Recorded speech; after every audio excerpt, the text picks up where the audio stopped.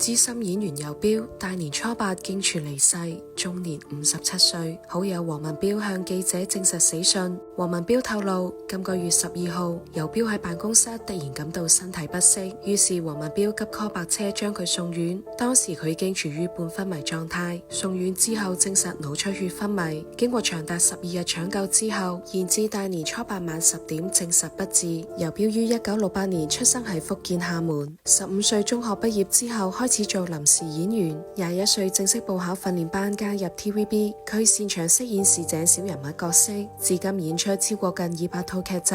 雖然入行41年，從未做過主角，但佢嘅演技同熒幕形象深入民心，更加有 TVB 綠葉王之稱。2012年，游標因為人工低心淡離巢，其後創業開環境工程公司，生意搞到有聲有色，如今突然撒手人寰，實在令人可惜。願一路好走，多謝曾經帶俾我哋嘅精彩作品，永遠懷念你。